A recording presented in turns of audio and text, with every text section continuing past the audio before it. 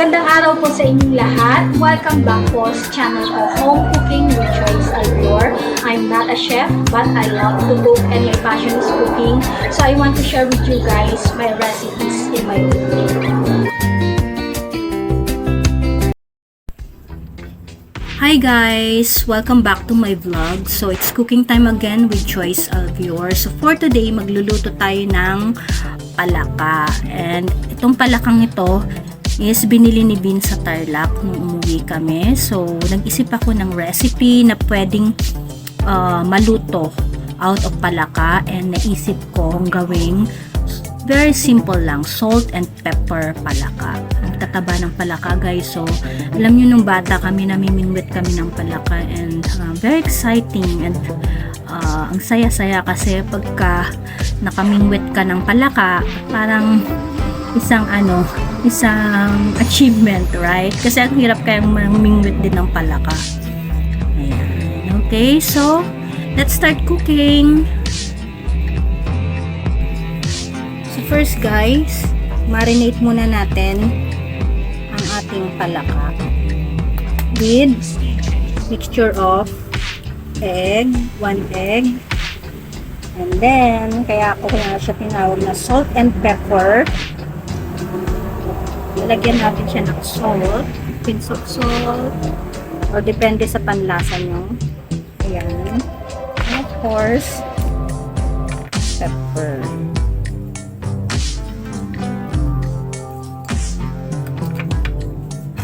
Let's put, mix muna natin.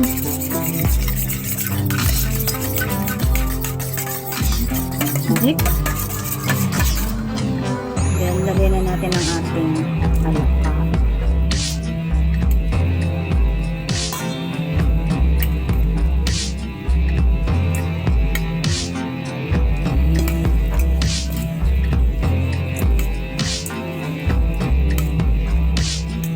Palaka guys, para lang din siyang chicken. Ang sarap pagka sinabawan din ito, lalo na pagka bagong huli.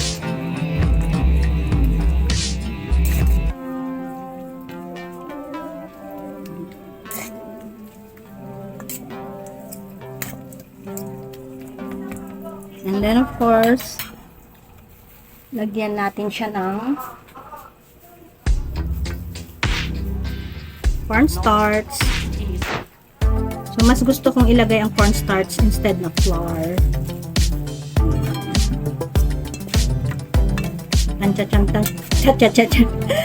Tansya na lang, guys. That's what you always do, Tantia Tantia Lab. Let's leave this marinated for a few minutes, and then fry natin ang ating mahiwagang palaka. Frog.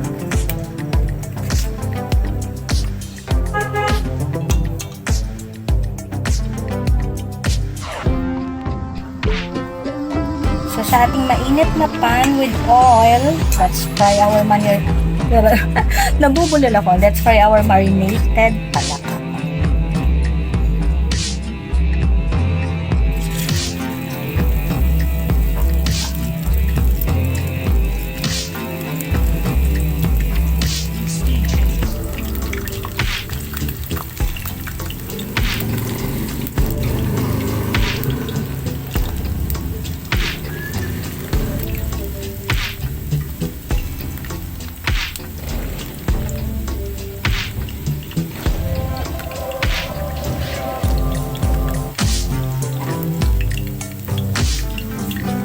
Kain natin hanggang maging golden brown.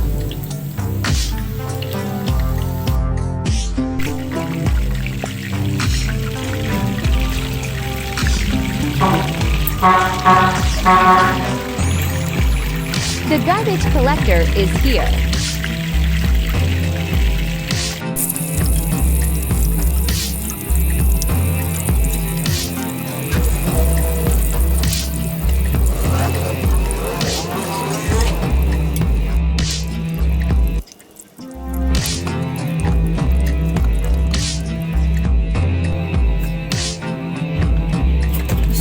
Pan, let's put oil.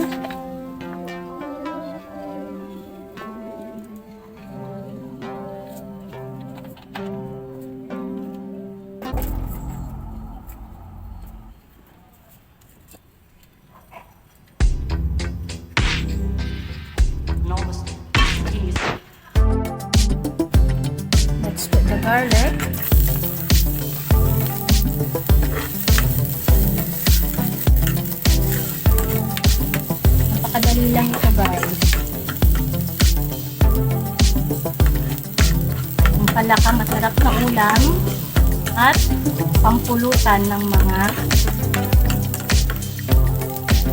manginginom.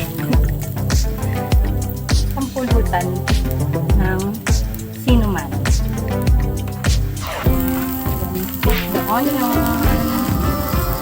Nakabango talaga ng heart.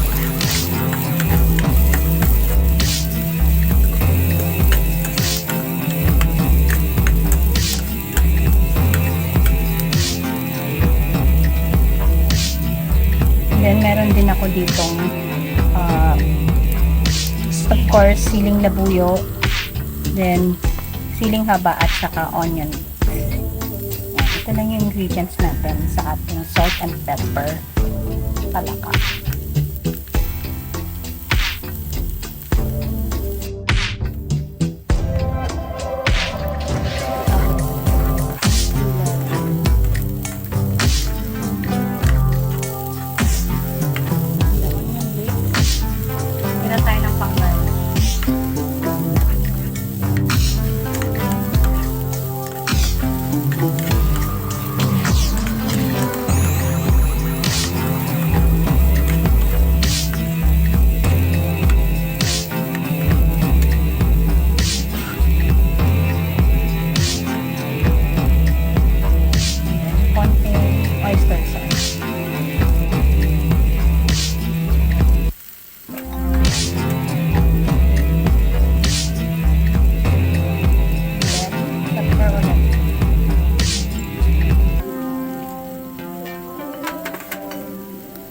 Then of course, salt. Kasi nga, salt and pepper.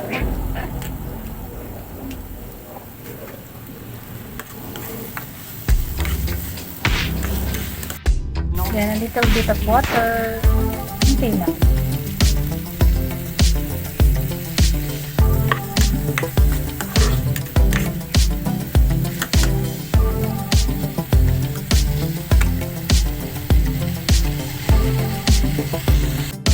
Okay na ito guys. Let's put on top of our fried frog.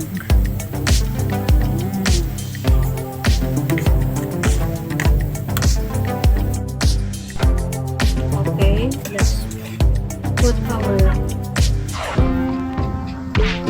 ginisang sili.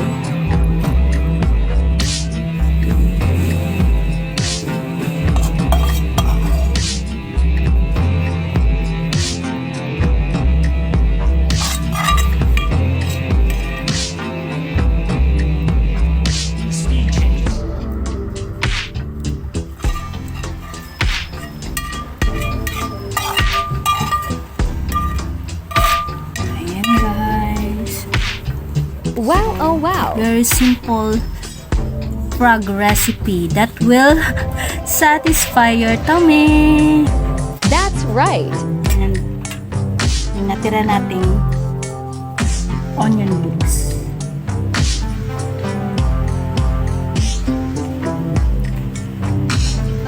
Okay guys, so napakadali lang na recipe, frog recipe for today. Okay, so it's tasting time.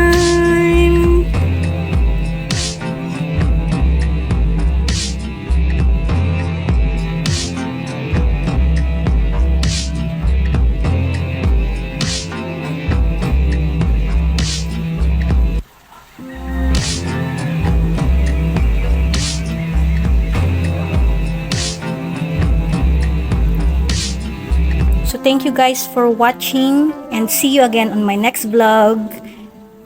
Ayan, so bagong recipe na naman ang shinare ko sa inyo. Try it at home.